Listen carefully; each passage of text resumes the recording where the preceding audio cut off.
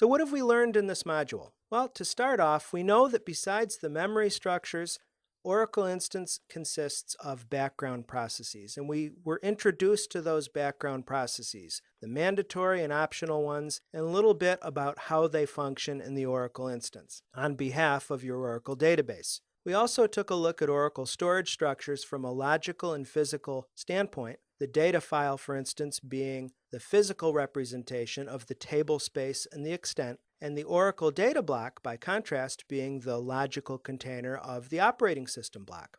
We also know that Oracle gives us as DBAs lots of first-party tools, but the takeaway here is that you'll always have SQL+. Your exam might in fact show you screenshots from the graphical tools, but please never lose your skills and abilities with SQL, certainly, and with SQL+ internal commands as well. Thanks a lot for participating. We'll see you in the next module.